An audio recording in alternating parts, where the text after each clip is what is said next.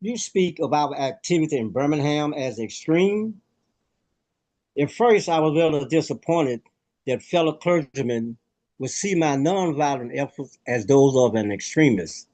I began thinking about the fact that I stand in the middle of two opposing forces in the Negro community. One is a force of complacency, made up in part of Negroes who, as a result of long years of oppression, are so drained of self respect and a sense of somebodyness that they have adjusted to segregation, and in part of a few middle class Negroes who, because of a degree of academic and economic security, and because of some ways they profit by segregation, have become insensitive to the problems of the masses. The other force is one of bitterness and hatred, and it comes perilously close to advocating violence. It is expressed in the various black national groups that are springing up across the nation, the largest and the best known being Elijah Muhammad Muslim movement, nourished by Negroes' frustration over the continued existence of racial discrimination. This movement is made up of people who have lost faith in America, who have absolutely repudiated Christianity, and who have concluded that the white man is an incorrigible devil. I have tried to stand between these forces, saying that we need imagine emulate neither the do-nothingism of the complacent nor the hatred and despair of the black nationalists. But there is the most excellent way of love and nonviolent protest. And I'm grateful to God that through the influence of the Negro Church, the way of nonviolence became an integral part of our struggle.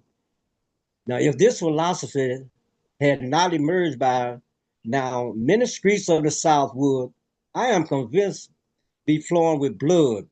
I am further convinced that if our white brothers dismissed us as rabble rousers and outside agitators, those of us who employ nonviolent direct action, if they refuse to support our nonviolent efforts, millions of Negroes would, out of frustration and despair, seek solace and security in the black national ideologies, a development that would inevitably lead to a frightening racial nightmare. Oppressed people cannot remain oppressed forever. The yearning for freedom eventually manifests itself, and that is what has happened to the American Negro.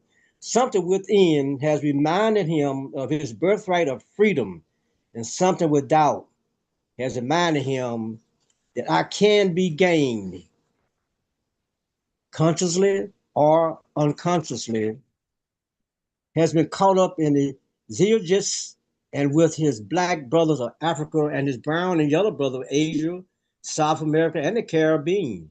The United States Negro is moving with a sense of great urgency toward the promised land of racial justice.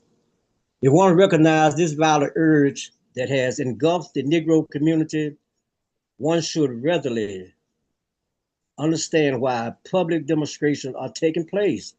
The Negro has many pent up resentment and latent frustration, and he must release them. So let him march, let him make prayer pilgrimage for the city hall, let him go on freedom ride and try to understand why he must do so. If his repressed emotions are not released in nonviolent ways, they will seek expression through violence. This is not a threat, but a fact of history. So I have not said to my people, get rid of your discontent. Rather, I have tried to say that this normal and healthy discontent can be channeled into the creative outlet of nonviolent direct action. And now this approach is being termed extremist. But though I was initially disappointed in being characterized as an extremist, as I continue to think about this matter, I gradually gained a measure of satisfaction from the label. Was not Jesus an extremist for love? Love your enemies, bless them, the curse you do good to them that hate you, and pray for them which despiteful you. use you, and persecute you. Was not Amos and their screamers for justice? Let justice roll down like waters and righteousness like an overflowing stream. Was not Paul and the screamers for the Christian gospel? I bear in my body the marks of the Lord Jesus. Was not Martin Luther and the screamers? Here I stand. I cannot do otherwise. So help me, God. And John Bunyan, I will stay in jail to the end of my days if I make a butchery of my conscience. And Abraham Lincoln, this nation cannot survive half slave and half free. And Thomas Jefferson, we hold these truths to be self-evident that all men are created equal. So the question is not whether we will be extremists, but what kind of extremist we will be. We'll be extremists for hate or for love. We'll be extremists for the preservation of injustice or for the extension of justice. In that dramatic scene on Calvary Hill, 3 men were crucified.